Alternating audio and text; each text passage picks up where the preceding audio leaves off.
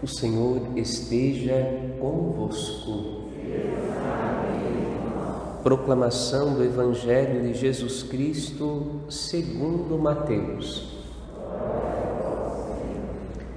Naquele tempo, disse Jesus aos seus discípulos: se o teu irmão pecar contra ti, vai corrigi-lo, mas em particular a sós contigo. Se ele te ouvir, tu ganhaste o teu irmão. Se ele não te ouvir, toma contigo mais uma ou duas pessoas, para que toda a questão seja decidida sob a palavra de 2 ou 3 testemunhas. Se ele não der ouvido a vocês, dize-o à igreja. Se nem mesmo a igreja ele ouvir, seja tratado como se fosse um pagão ou um pecador público. Em verdade eu vos digo, tudo que ligardes na terra será ligado no céu, e tudo que desligardes na terra será desligado no céu. De novo eu vos digo, se 2 de vós estiverem de acordo na terra sobre qualquer coisa que quiserem pedir, isto lhes será concedido por meu Pai que está nos céus. Pois onde 2 ou 3 estiverem reunidos em meu nome, eu estou aí no meio deles. Palavra da salvação. Glória a vós, Senhor. Que as palavras do Santo Evangelho perdoem os nossos pecados, assim seja. Podemos nos sentar. Meus queridos irmãos e irmãs, esse salmo que nós rezamos na missa de hoje, chamado Salmo Invitatório, convite ao louvor, é um convite a que nos nossos lábios esteja a gratidão a Deus, não uma palavra de rebeldia ou de tentação a Deus. Houve um dia no caminho do deserto, em direção à terra prometida, chamado dia de Massá e Meribá, dia em que o povo de Israel se revoltou contra Deus, mas também se revoltou contra Moisés, que foi colocado por Deus à frente do povo para conduzi-lo à terra prometida. Era necessário que o povo aprendesse a lidar com aquele que, embora fizesse parte deste povo, também tinha lá seus desafios e suas limitações. Não era um homem perfeito, mas estava ouvindo a voz de Deus e procurando colocar a voz de Deus em prática. Diante do mandamento que Jesus coloca para nós no Evangelho, o amor ao próximo, parece que a gente tem uma grande jornada de deserto pela frente, porque o perdão, especialmente o perdão para com o próximo, parece um caminho muito árido, e quantas vezes a gente diz: é impossível, a gente não dá conta, é muito difícil. A gente necessita da graça de Deus para que nós possamos ser capazes de nos amar uns aos outros e não ficar devendo, como diria São Paulo na segunda leitura, senão o amor, a caridade, uns para com os outros. E Jesus é tão incisivo nesse sentido, no sentido da busca daquele que está com o coração ferido, da busca daquele que está magoado, da busca de que nós, como irmãos uns dos outros, possamos sarar estas feridas de relacionamento que nos dividem tanto, que Jesus vai dizer: vai ao teu irmão. E se ele não te ouvir, junta mais pessoas, 2 ou 3, vai ao teu irmão.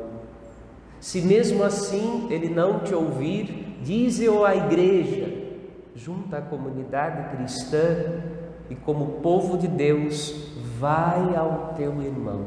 Se ele não quiser ouvir a você, a aqueles que você escolheu para te acompanhar, ou a toda a comunidade cristã, então realmente ele está fazendo uma escolha de permanecer na sua própria revolta.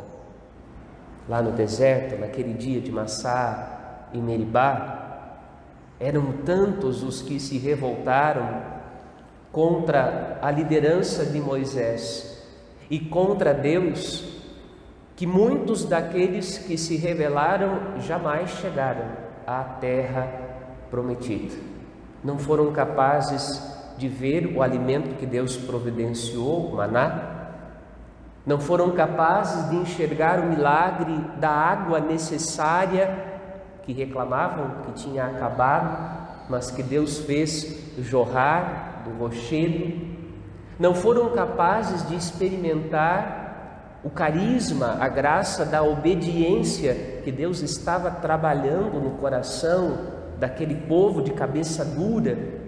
Não foram capazes de perceber que o caminho do deserto era um caminho pedagógico para a salvação, onde Deus estava ensinando o seu povo a viver de fato como um povo escolhido, como um povo santo, um povo diferente de todos os outros povos, porque Deus se fazia presente no meio deles.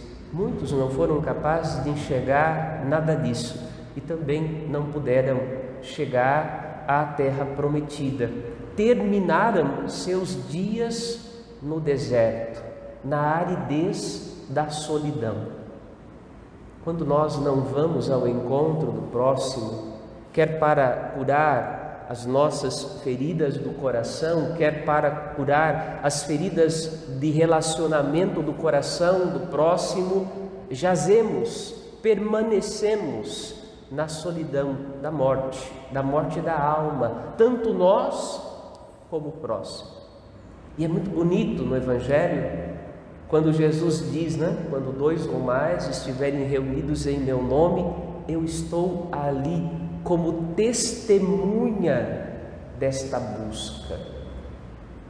Muitas vezes a gente faz a experiência da presença real e viva de Jesus na Eucaristia, mas muitas vezes também a gente não faz a experiência desta presença milagrosa de Jesus exatamente na nossa vida, no dia a dia, quando juntos tentamos recuperar os relacionamentos feridos.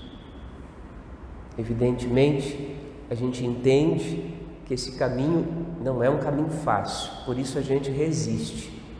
É um caminho que às vezes exige de nós humildade, e quando não, exige de nós até uma verdadeira humilhação.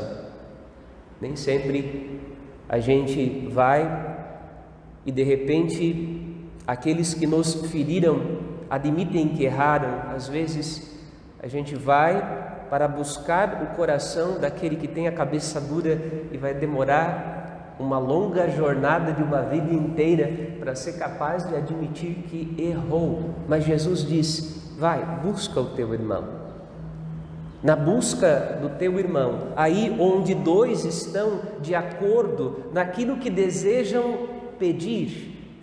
E o que poderíamos pedir mais do que sermos capazes de viver verdadeiramente como filhos e filhas de Deus, como verdadeiros irmãos uns dos outros, sem intolerância, sem preconceitos, sem brigas, sem discórdias, sem rixas, sem separações.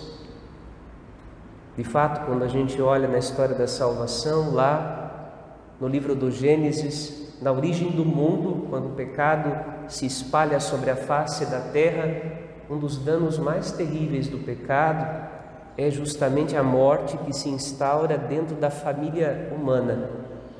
quando Caim mata o seu irmão de sangue, Abel, por inveja do sacrifício que ele tinha apresentado a Deus e que ele sentia que não era capaz de oferecer como seu irmão. O pecado destrói algo de muito precioso, destrói a unidade entre as pessoas. Por isso a igreja reza sempre pela unidade, não só pela unidade na fé daqueles que foram batizados e que formam a comunidade cristã pelos 4 cantos do mundo, mas pela unidade do gênero humano, porque de fato dos danos do pecado original, este é um que brada os céus: o assassinato, o tirar a vida do próximo. Por isso nós pedimos ao Senhor que habite dentro do nosso coração os mesmos sentimentos de Cristo Jesus. Ele veio buscar-nos, Ele o justo, nós os injustos.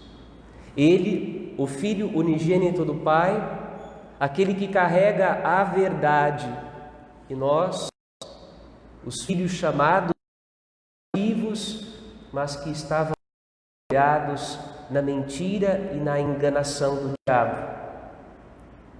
Ele, com todas as possibilidades de ignorar-nos, porque na verdade pecadores éramos nós, mas Ele quis vir ao nosso encontro para nos mostrar o quanto é importante a nossa vida para Deus. Quando a gente vai ao encontro do próximo, é isso que a gente está ensinando, que a vida do próximo é importante para nós e para Deus, como Jesus fez. Peçamos então nesta missa que no nosso coração habitem os sentimentos de Cristo, para que a gente possa recuperar um pouco com a nossa dedicação diária, com a nossa vida, com o nosso sacrifício, um pouco daquilo que o pecado destruiu na história humana e na vida das pessoas, e para que nós sejamos mais felizes. Nenhum de nós nasceu para viver a solidão do isolamento. Nós nascemos e somos convidados a experimentar a graça de vivermos como família de Deus. Amém.